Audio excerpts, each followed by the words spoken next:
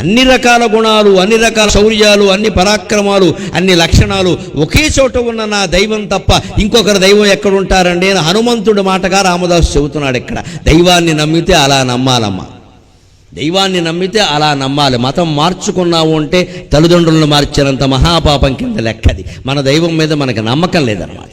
మన దైవంలో రాముడికి ఎంత శక్తి ఉంది, రేపు నరసింహస్వామికి ఎంత శక్తి ఉందో చెప్పుకుంటాం, ఎల్లుండి శివుడికి ఎంత శక్తి ఉందో చెప్పుకుంటాం. ఇంత శక్తిమంతులైన దేవుళ్ళు 3,000,000 మంది మన దగ్గరే ఉండగా ఇంకో మతంలోకి మారాల్సిన కర్మ మనకేమిటండి? దౌర్భాగ్యం, దారిద్ర్యం తప్ప.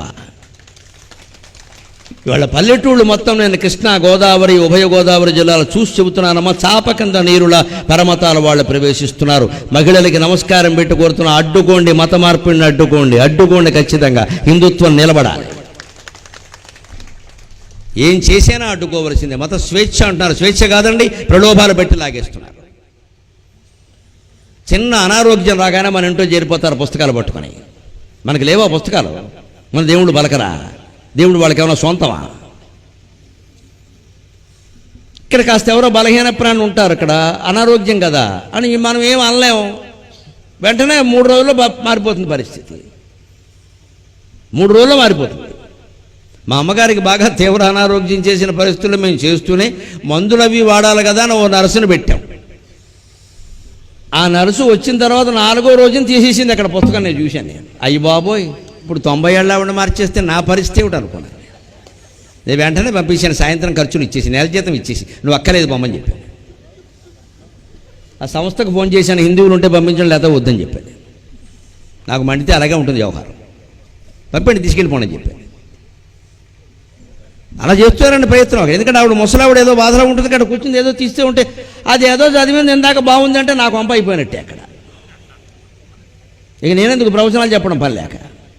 90 ఏళ్ళ ఆవిడ మీద ప్రయోగాలు జరిగాయి. నాలాంటి వాడి ఇంట్లో అంటే మీ ఇంట్లో జరగవండి, ఆలోచించుకోండి ఎక్కడెక్కడ జరుగుతున్నాయో.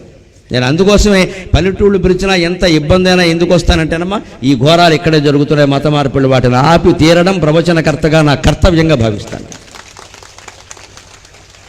లేకపోతే ధర్మం నిలబడే సమస్య. ఇవాళ ప్రచారం మీద ఆధారపడిన ధర్మం మన కర్మ, ఆచరణ కాదు ప్రచారం. మన మతానికి ప్రచారం కూడా బాగా చేయాలి. మనం కాస్త అడావుడే ఆర్భాటం కూడా చేయాల్సిందే. లోపల ఉండే భక్తి లోపలే ఉండే, కానీ బయటకు కూడా చేయాల్సిందే. ఎందుకంటే ప్రచారం వల్లనే అంతా నిలబడుతుంది. ఇక్కడ ధర్మాధర్మాలు ఎక్కడా లేవు, ఎన్నికల్లోనే ఎక్కడం సహా అన్ని ప్రచారాన్ని బట్టి జరుగుతున్నాయి ఇక్కడ. అంటే దేవుడు అంతే, ఏం చేస్తావు, కాలాన్ని బట్టి గట్టిగా ప్రచారం చేయాల్సిందే. అందుకే శ్రమైనా తిరుగుతున్నాం, ఎందుకంటే తినబెట్టాలి ధర్మం, లేదా మేమెందుకు ఇక్కడ.